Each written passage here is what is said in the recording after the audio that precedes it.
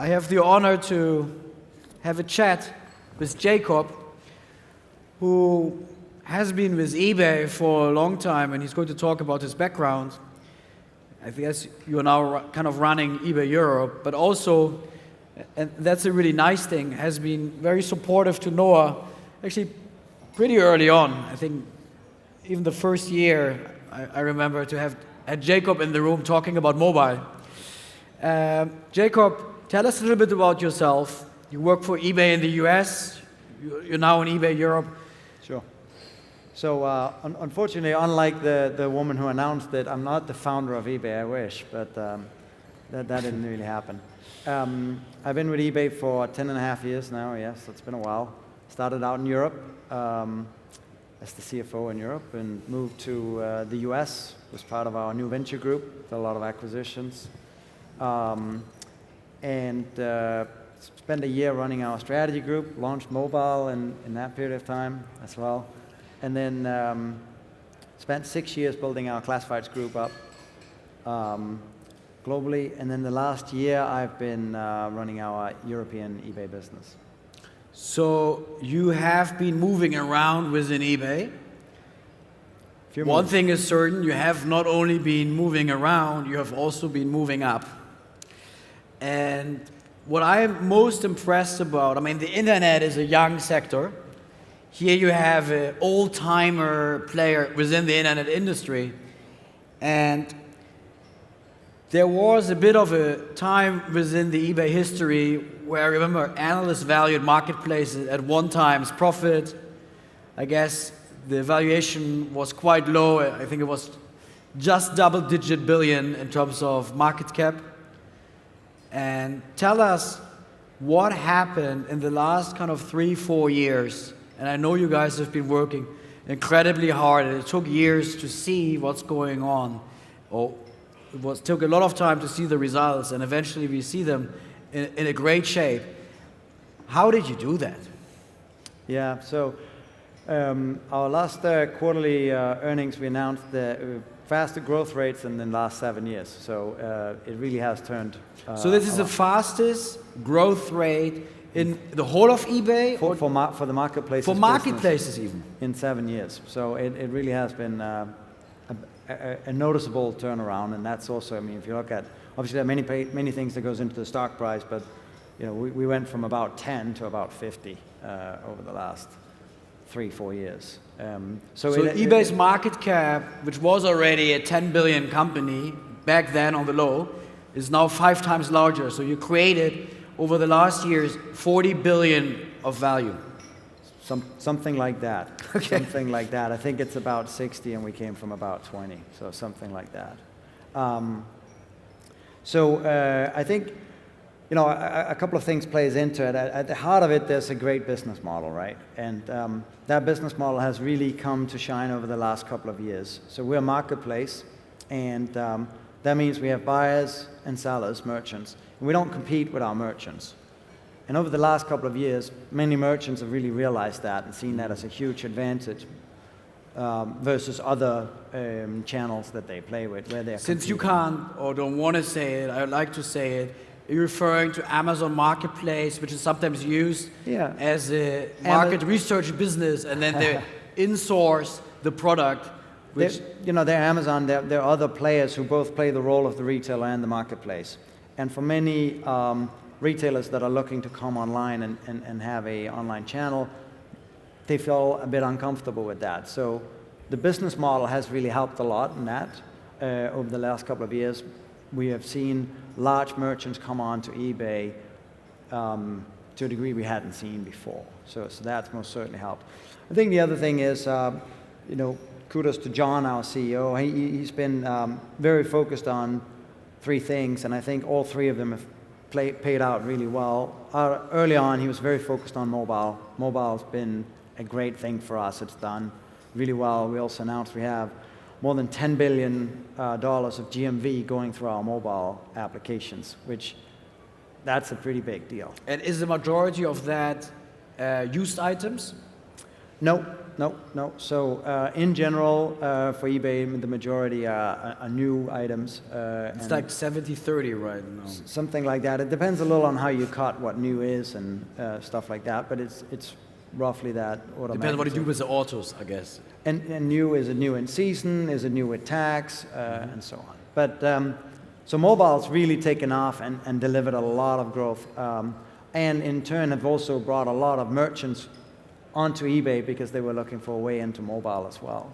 And the second thing is we've been very focused on the technology piece and technology acquisition as well as technology innovation that's created a lot of new things. October we launched the new eBay pieces in the US that were coming along with the logo change and a couple of other things. And that new eBay piece is just work that has been worked on for years and where a lot of these acquisitions that we've done nicely have plugged into that. So in summary, the merchants are more and more valuing the neutral position of eBay. Yeah. You have extended the value proposition to the merchant. I think you also went into the software piece. From a user perspective, we talked about your market cap, kind of went up 5 times. I'm sure your profits grew. You talked about growth. Growth has never been higher at eBay Marketplace today versus the past. How do you do on number of users? Do you see user numbers increasing? Yeah. So again, the same thing. If you go back and look at the quarterly earnings, number of new users, the highest in the longest time, growth in new users. And part of that was the third part that I think John really brought was a relentless focus on customer satisfaction and customers and NPS, Net Promoter Scores. And so we really got into not just being focused on the customers that we have and have had for many years, but getting new customers into the funnel. And it's a bit of a circle, right? Because you need to, if you look at people who come and become visitors but don't become customers, they don't necessarily find what they're looking for. So in order to get that new group of customers, you need new inventory that they are looking for. And in turn, you need new merchants to deliver that new inventory. And so getting that cycle right of understanding who are the customers that we don't have. Well, if you look at offline retail versus online retail, women are way more represented offline. So there are women that needs to come online and shop online that we haven't seen. That requires categories like fashion, home and garden, and lifestyle. That means that we need to get a certain set of merchants in that have that inventory. And it also means that we need to change the user experience from being very search-driven, which works in categories where you have catalogs, to potentially being more finding-driven, where you have feeds and stuff like that. And so that whole interaction, I think, really is, this year is coming out, and you can see a big focus on that. So the interface of eBay to the user has it been simplified? Because I remember at some point it was really complicated. It left a little to be desired. Yeah, and there's, that's a process. It's an ongoing process. And I think there's more we can do and more we will do over time. But I think most certainly it has got easier. And if you look at some of the countries we're in around Europe, other places, the registration process is different. And we're working on trying to find what's the best way of getting through these pain points of signing people up, of having guest checkout so you can have a fast experience the first time, of differentiating between new and existing users, etc. I'd like to focus on 2 points. One is social, and the other one is growth in emerging markets. Yesterday we had Christian Hernandez from Facebook on stage, who seems to be like the messiah to educate the world about becoming a social expert and then educating businesses to use Facebook better.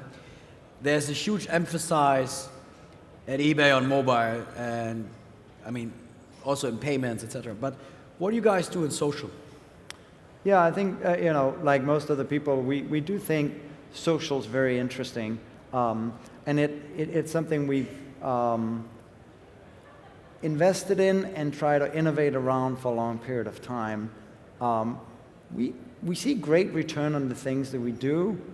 I think the challenge is scaling it to become big enough for any one thing. But we do a lot around Facebook. We do a lot around social commerce in general. If you look at the new feed and the things that we launched in the US, you'll see that you can pick listings that you like and see more like this, and you can share with friends, stuff like that. And I think that's the direction that most things are going in.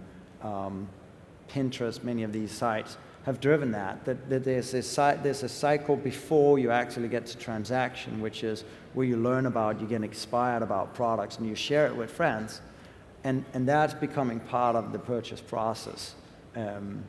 Now, I'd love for Facebook to be a huge driver of what we do, and we work with Facebook. We work a lot on these things, and I think over time we'll seem to get better at that. So far, I've not seen anyone who's truly cracked the nut on it, to be honest. It works very well in the beginning, but the link to transaction hasn't really happened yet. eBay has been fascinating in terms of the M&A deals you guys did, especially in your old division, classifieds, where small countries like the Netherlands, for example, you went in, you acquired Marktplaats, and you took a single-digit EBITDA company to a very, very, very large business.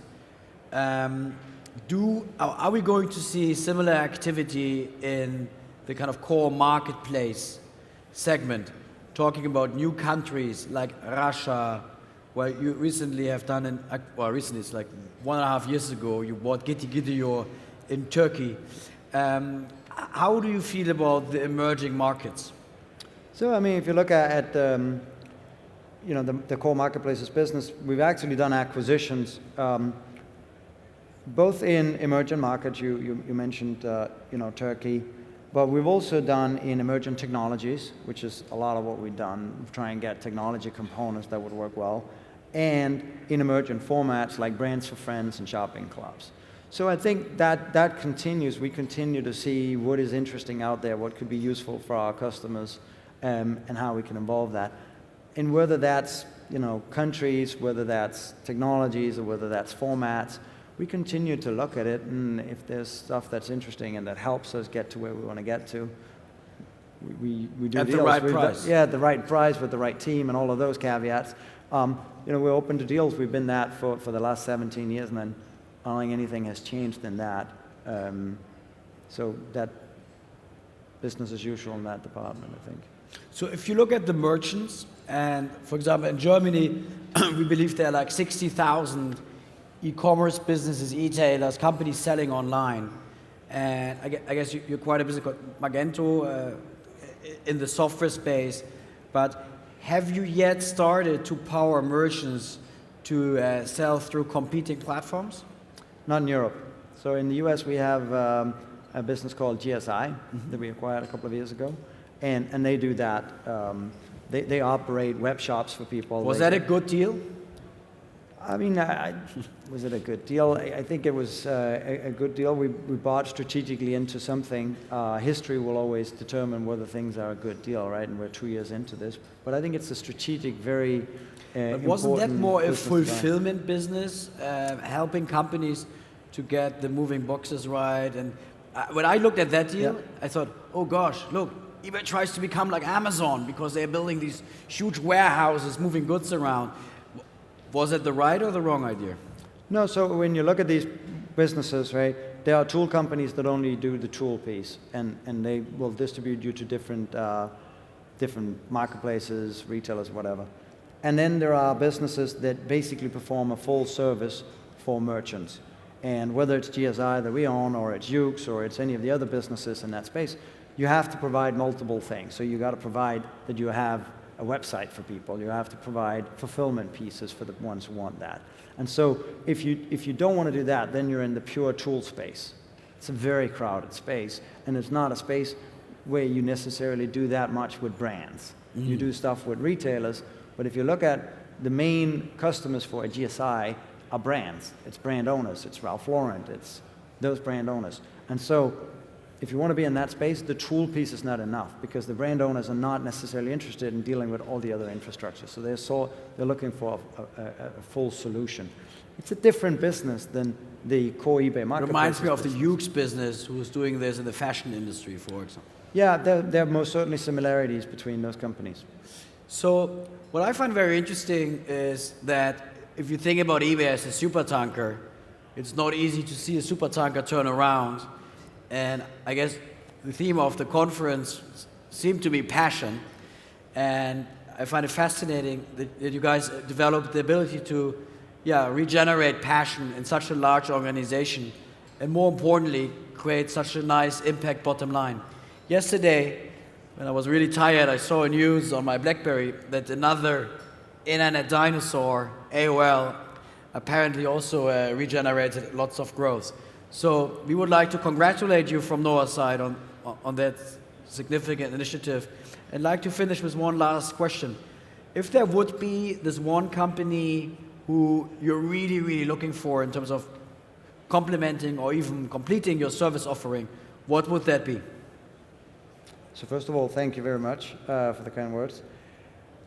We look at many different companies that we can partner with in different ways. For us, it's about taking pain points out of what we're doing, right? So whether that's pain point for the consumer, we started off in 2002 with PayPal. On the payment side, we worked through, some of those things. There's still pain points for the consumer in commerce, whether it's from fulfillment. And fulfillment doesn't just have to be shipping, it can be many other things. And on the merchant side, in terms of the tools, where you make sure that they have tools not just to upload items, but over time, as they have an increasingly larger proportion of their SKUs online, to also manage that inventory real time. There's the data and reporting capabilities with the merchants. So there are many different things where we partner with different companies. Again, for us, the key piece is it's solving a pain point either on the merchant side or on the consumer side that ultimately will increase velocity for the marketplace. Do you see a consolidation on the merchant side? I mean, with all these like price engines, it's becoming so competitive. And I mean, I guess for small merchants to compete in electronics and other categories, it must be bloody hard. Do you see like a reduction of the number of online shops? I think it's really different category by category. So if you look at some of the first categories that went online, consumer electronics, computers, those categories have been online for a long period of time, and they've been driven very much towards the price comparison, also because you have catalogs, so it's very easy to compare like for like. And in those categories, there are scale advantages in purchasing, and so you see volume-wise a consolidation towards some of the top players. When you look at other categories like fashion, home and garden, stuff like that. Like really the long tail. Yeah, right? you kind of see more of the opposite story where there are many more people who have niche offerings that seems to find their way to the market. So I think it's a little bit different. So it's two effects. Yeah, it depends on the category you're looking at. Well, thank you very much, Jacob. I hope you enjoy our conference. Thank you. Thank you for having me.